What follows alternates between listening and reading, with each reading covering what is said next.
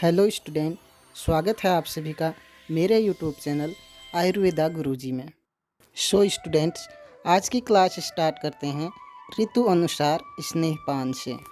ऋतु अनुसार स्नेहपान का मतलब होता है कि हम कौन सी ऋतु में क्या स्नेह द्रव्य पेशेंट को देंगे। जैसे शरद ऋतु में घृत का स्नेहपान कराएंगे, बसंत ऋतु में वसा और मज्जा का स्नेहपान कराएंगे और वर्षा ऋतु में तैल का स्नेहपान कराएंगे। स्नेह के अनुपान, अगर हम रोगी को घृत का पान करा रहे हैं तो उसके साथ अनुपान के रूप में उष्ण जल हम उसे देंगे। वसा या मज्जा का स्नेहपान करा रहे हैं तो हम रोगी को अनुपान के रूप में मंड देंगे। और अगर हम स्नेहपान के रूप में तैल का प्रयोग कर रहे हैं तो अनुपान के रूप में हमने रोगी को यूष देना है। स्नेहन कर्म क्रियाविधि। स्नेहन कर्म करने से पहले सबसे पहले हमने रोगी की परीक्षा करनी है। रोगी परीक्षा के अंतर्गत रोगी बल परीक्षा अर्थात रोगी के बल की परीक्षा करनी है। रोगी बलवान है या कमज़ोर है। जठराग्नि बल परीक्षा अर्थात रोगी की पाचन शक्ति बलवान है या कमज़ोर है।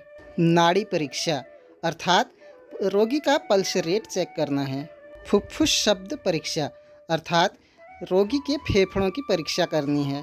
शरीर तापक्रम परीक्षा अर्थात बॉडी टेम्परेचर चेक करना है। रोग बल परीक्षा अर्थात यह चेक करना है कि रोग कितना प्रबल है। सत्व बल परीक्षा अर्थात यह भी चेक करना है कि रोगी की मानसिक स्थिति कैसी है। रक्तचाप परीक्षा अर्थात रोगी का ब्लड प्रेशर चेक करना है। हृदय शब्द परीक्षा अर्थात हार्ट बीट चेक करनी है। मल मूत्र प्रवृत्ति परीक्षा अर्थात रोगी का मल और मूत्र उचित रूप से निष्कासित हो रहा है या नहीं हो रहा है, यह भी चेक करना है। स्नेहन अवधि निर्धारण अर्थात हम रोगी को चेक करने के बाद यह डिसाइड करते हैं कि हम कितने समय तक स्नेहन करा सकते हैं।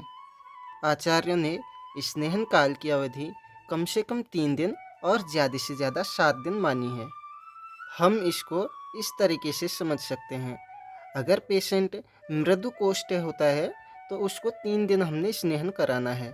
अगर मध्य कोष्ठ है तो 4 से 6 दिन तक स्नेहन कराना है और क्रूर कोष्ठ है तो 7 दिन तक स्नेहन कराना है। स्नेहन मात्रा निर्धारण अर्थात स्नेह द्रव्यों की डोज।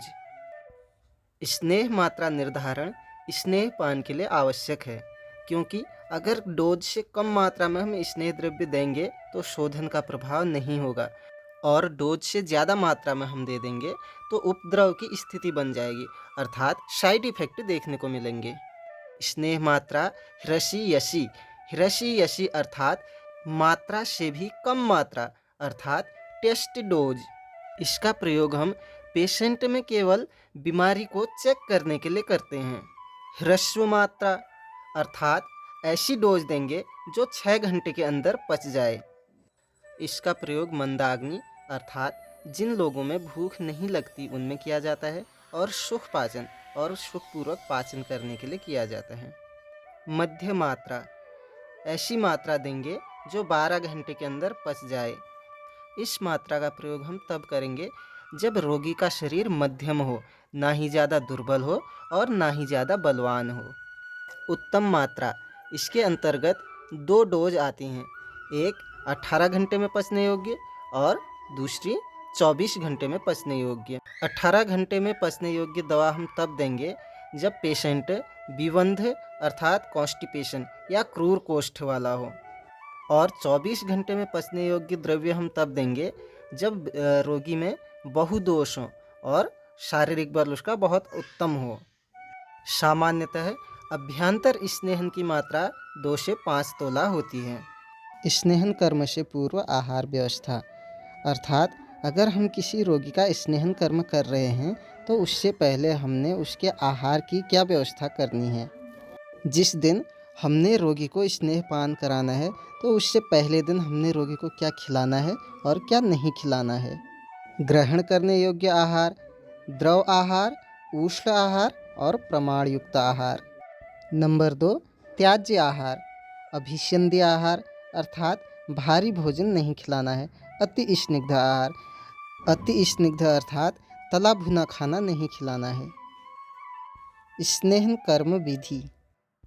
रात्रि में खाया गया अन्न जब पच गया हो तो प्रातःकाल शौच आदि से निवृत्त होकर स्नेहन का प्रयोग करना चाहिए। स्नेहन तब तक करना चाहिए जब तक स्नेह सिद्धि लक्षण उत्पन्न ना हो जाएं। स्नेहन कर्म करने से पूर्व स्नेहन से संबंधित द्रव्यों, वस्तुओं और साइड इफेक्ट में कारगर औषधियों को इकट्ठा कर लेना चाहिए।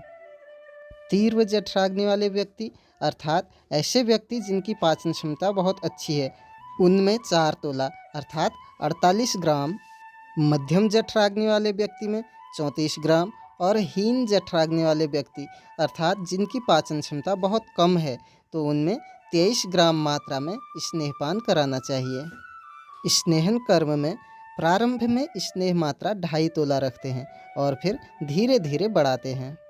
सूर्योदय के साथ 15 से 30 मिनट तक स्नेहपान कराना चाहिए। स्नेह द्रव्य रोगी के लिए सुविधायुक्त नहीं होता है क्योंकि स्नेह द्रव्यों का स्वाद रोगी में अरुचि उत्पन्न करता है। अतः रोगी के आँख नाक पट्टी से बांध देने चाहिए और धैर्यपूर्वक स्नेहपान कराना चाहिए और बीच बीच में रोगी का मनोबल बढ़ाना चाहिए। दिन अनुसार स्नेह मात्रा। ह्रसी अर्थात टेस्ट डोज 29 ग्राम मात्रा में हम देंगे। पहले दिन स्नेह की मात्रा 58 ग्राम देनी है, दूसरे दिन 84 ग्राम, तीसरे दिन 116 ग्राम, चौथे दिन 174 ग्राम, पाँचवें दिन 232 ग्राम, छठवें दिन 290 ग्राम और सातवें दिन 384 ग्राम। सो स्टूडेंट्स, आज की क्लास यहीं पर ख़त्म होती है।